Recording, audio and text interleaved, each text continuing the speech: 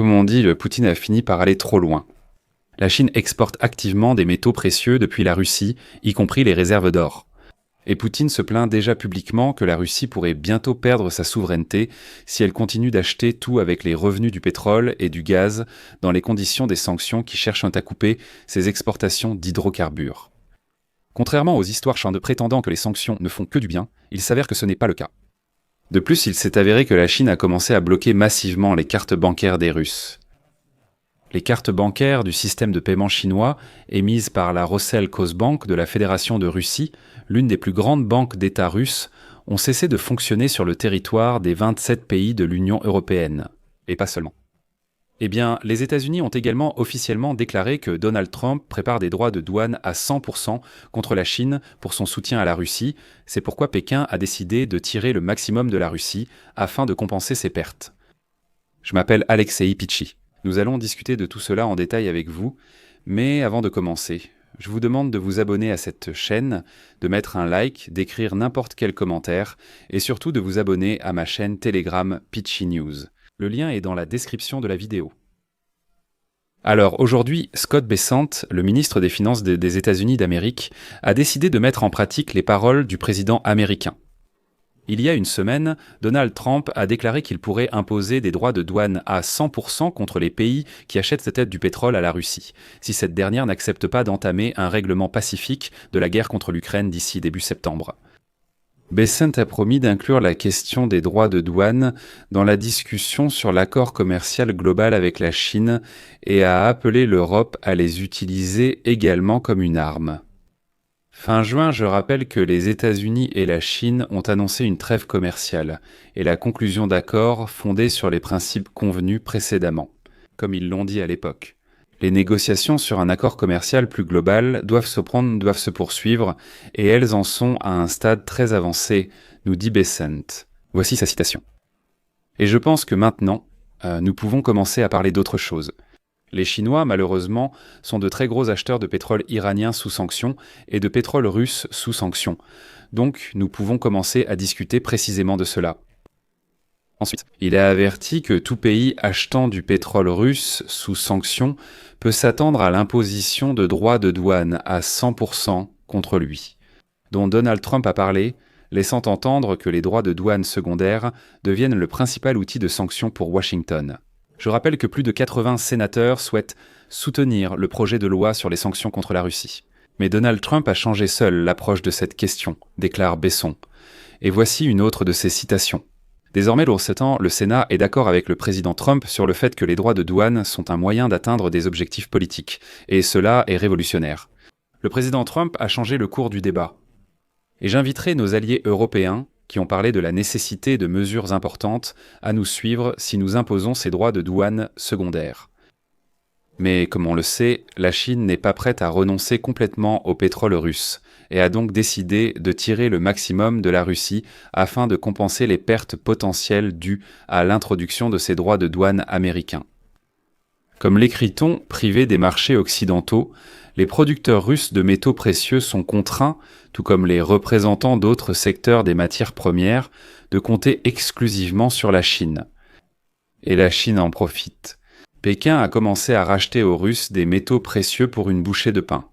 L'importation par la Chine de minerais et de concentrés de métaux précieux russes, y compris l'or et l'argent, a augmenté de 80% au premier semestre de cette année par rapport à la même période, en 2024, atteignant un montant total d'1 milliard de dollars.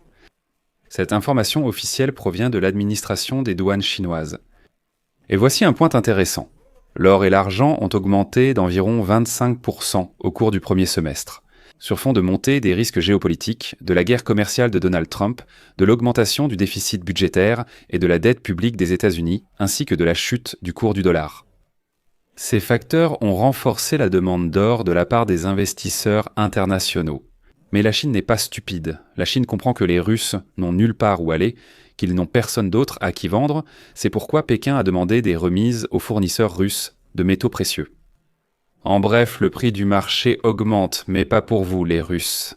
Vendez-nous avec une remise ou ne vendez pas. De toute façon, personne d'autre n'achètera ces métaux précieux chez vous. En conséquence, la Chine est restée l'un des rares grands marchés pour la Russie, qui essaie le deuxième producteur d'or au monde avec une production annuelle de plus de 330 tonnes. Après l'introduction des sanctions internationales, les métaux précieux russes ne sont plus acceptés sur les bourses occidentales, ni dans les coffres occidentaux. Et maintenant, l'exportation vers la Chine d'autres métaux précieux comme le platine et le palladium, dont s'occupe Norilsk Nickel, augmente également. Et ces métaux, au cours du premier semestre, ont augmenté de prix sur le marché mondial de 52 et 21% respectivement. Mais pas pour les Russes. Les Chinois disent aux Russes, les prix augmentent partout, augmentent partout, n'oubliez pas votre place. Quelles sont vos exigences concernant sur les prix? Non, pour nous avec une remise. Vous pouvez refuser de nous vendre, nous irons ailleurs, mais vous ne vendrez à personne. Et voilà, la dépendance à un seul gros acheteur, l'absence de possibilité de diversification des livraisons à long terme, tout cela se retournera contre cette Russie. Les charbonniers russes l'ont déjà ressenti eux-mêmes. Le secteur du charbon en RFI est en profonde crise, notamment à cause de la réduction des achats de ces produits par la Chine. Que s'est-il passé? Les Chinois ont commencé à acheter beaucoup de charbon russe. Les Russes ont développé ce secteur, puis à un moment donné, la Chine a dit qu'en fait, c'était suffisant, qu'ils n'achèteraient plus chez eux, ou alors seulement avec une énorme remise. En fin de compte, ce secteur a commencé à décliner. Et maintenant, les experts assurent qu'il en sera de même avec les métaux précieux. Ils disent bon que, tôt ou tard, la Chine, comme on dit, achètera assez d'or et d'argent pour elle-même et cessera tout simplement d'en acheter. Les Russes n'auront alors plus d'acheteurs pour leur pétrole. De plus, les sanctions de l'Union européenne sont également tombées. Les cartes bancaires du système de paiement chinois émises par la Rossel-Cosbank, l'une des plus grandes banques d'État de la Fédération de Russie, ont cessé de fonctionner sur le territoire des 27 pays de l'Union européenne. Désormais, les Russes ne peuvent utiliser que de l'argent liquide, si bien sûr on les laisse entrer en Europe. Mais revenons aux sanctions pétrolières. La Russie pourrait perdre sa souveraineté si elle achète tout avec les revenus du pétrole et du gaz, dans des conditions de sanctions qui tentent de couper à la Russie l'exportation des hydrocarbures. Et attention, ce ne sont pas mes mots, c'est une citation du dictateur russe Vladimir Poutine. Aujourd'hui, il a reconnu que la Russie est une station-service bon marché qui ne produit rien elle-même. Et à l'époque où l'Occident étrangle les revenus du pétrole et du gaz, la Russie sombre simplement dans le Moyen-Âge et dit qu'elle pourrait perdre sa souveraineté. Ensuite, ils citeront littéralement Vladimir Poutine. Si nous achetons tout avec le pétrole et le gaz et que maintenant on essaie de nous couper le pétrole et le gaz, alors la Russie perdra tout simplement sa compétitivité et avec elle sa souveraineté. C'est assez drôle, pendant plusieurs années, on a répété aux Russes que les sanctions étaient bénéfiques pour la Russie, que la Russie se développait grâce aux sanctions occidentales. On parlait des Iskander et d'autres choses, et maintenant Poutine doit écouter. Voilà où nous en sommes. Ces sanctions essaient de nous couper les revenus du pétrole et du gaz, et si cela arrive, le pays perd sa souveraineté, pas seulement sa compétitivité, mais bien sa souveraineté. Donc, il s'avère que les sanctions sont dangereuses. Malgré tout, on vous a raconté pendant des années, à vous, Russes mal lavés, que les sanctions sont positives, qu'on s'en moquait et que tout allait parfaitement chez nous. Et ce qui est drôle ici, c'est que c'est justement la Chine qui a déjà pratiquement pris cette souveraineté. Et ce qui est encore plus drôle, c'est que Poutine a décidé aujourd'hui soit de se vanter, soit de se plaindre qu'encore en 2018. En commençant son 4e mandat présidentiel, il s'est fixé pour objectif d'augmenter de 66% les exportations de la Russie, à l'exception des hydrocarbures et des matières premières minérales les plus simples. Selon le plan de Poutine, d'ici 2024, les exportations non énergétiques et non liées aux matières premières devant être augmentées de 150 à 250 milliards de dollars par an. Il s'agit d'exportations excluant matières premières et énergie. Il s'agit de produits technologiques, comme des voitures et des équipements, mais pas seulement de pétrole et de gaz. En réalité, au lieu d'augmenter, ces exportations ont diminué en 2000. En 2018, Vladimir Poutine disait que nous avions 150. Il fallait atteindre 250. Au final, en 2024, ce chiffre n'a atteint que 145 milliards de dollars. Et c'est le niveau le plus bas des 7 dernières années. Selon les données du service fédéral des douanes de la Fédération de Russie, l'année dernière, les produits en minéraux et matières premières représentaient 61% des exportations russes de marchandises Et les sanctions contre le pétrole russe fonctionnent tout de même.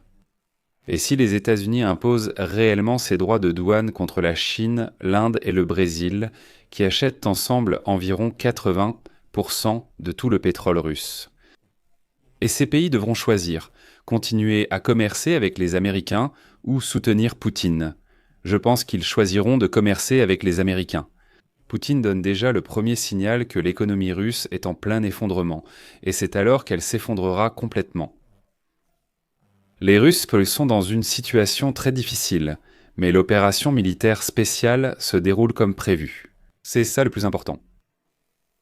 Je vais mettre des points de suspension ici. Écrivez votre avis et vos conclusions dans les commentaires sous cette vidéo, abonnez-vous à la chaîne, activez la cloche et n'oubliez pas de mettre un like. C'est tout pour aujourd'hui. Prenez soin de vous. Au revoir à tous.